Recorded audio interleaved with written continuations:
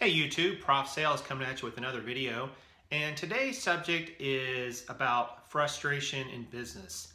Many of us get frustrated for lots of different reasons, and I thought I would share with you a situation that occurred recently and how I have been dealing with it.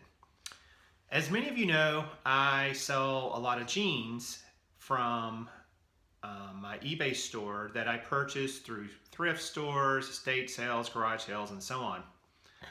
One of the thrift stores that I currently frequent with quite a bit recently had an issue with a return that I had. I went to return some jeans that, quite frankly, I just missed what was wrong with them in the stores. That's going to happen. Sometimes the lighting in stores is really tough to see things like stains or certain rips or so on.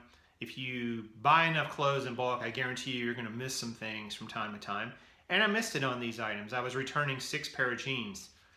When I went to return the jeans, the store manager took the jeans back to the back of the store and then came back out a few minutes later saying that they could not take them back because they did not come from that store. Her contention was, they probably came from some store in their chain, but not from their store in particular. I asked how she knew this, and she said, well, I looked at the video footage and saw that you did not buy these jeans here.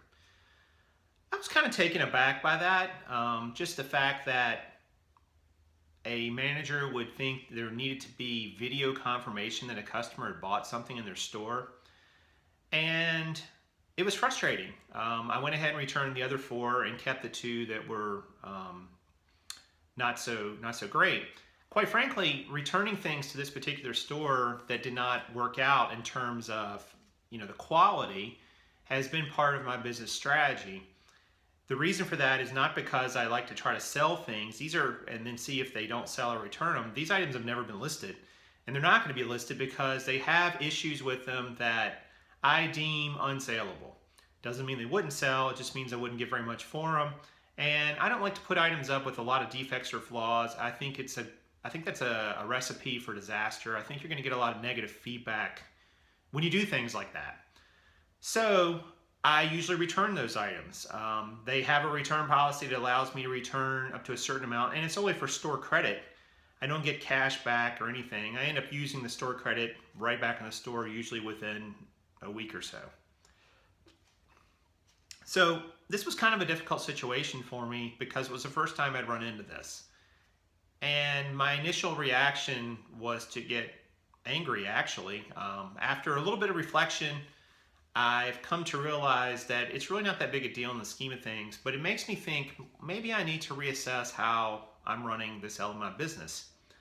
We all get items from all kinds of different sources for our inventory, and we need to assess what are we going to do when the item doesn't live up to the expectations that we have for a sellable item.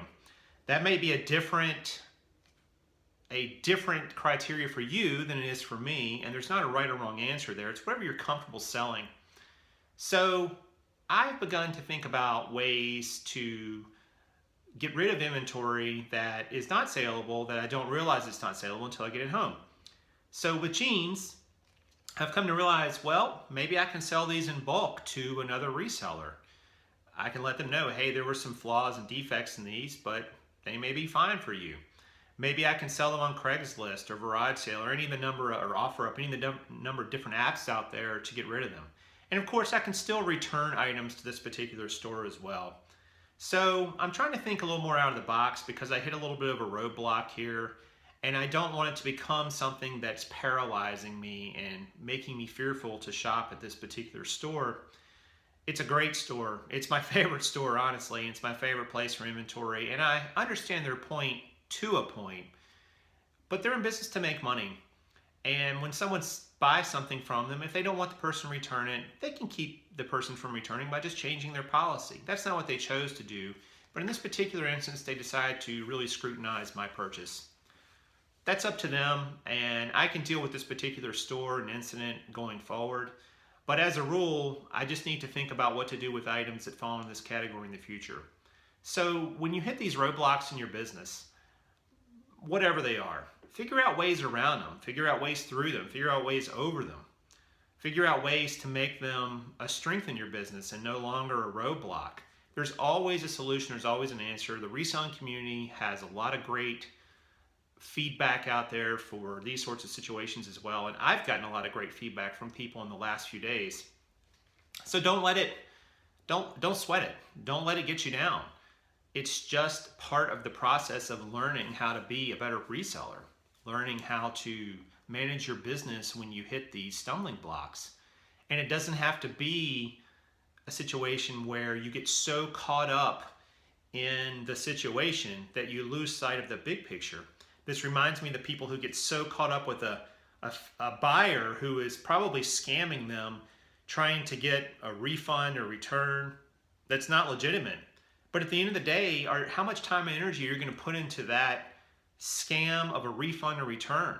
Meanwhile, while you're putting your time and energy in that, that's time and energy you can't put into other parts of your business where you're going to make money. And even if you win versus that scammer, what have you really won? What have you really won? You don't give them back money maybe. Maybe they don't get the return. But ultimately, are they going to change? Probably not. Are you going to change? You have that in your power. And that time and energy you spent could have been spent so much better on other parts of your business. I had to remind myself of that. I had to remind myself that my business is bigger than any one return. It's bigger than any one item. It's bigger than any one buyer. It's bigger than any one store or source of supply. It's bigger than all of that. So keep your eye on the ball, I guess is my advice here. And that's what I'm going to practice too. And continue to look for ways to be a better reseller. Continue to look to ways to solve problems and turn them into workable solutions or even strengths of my business rather than getting trapped in this never-ending saga of trying to beat somebody out of something. There's no scoreboard in the sky where there's points being scored every time you get one over on a buyer or a buyer gets one over on you. It's all in your mind and it's not real. So why give it any more power than you need to? Why put any more energy into it?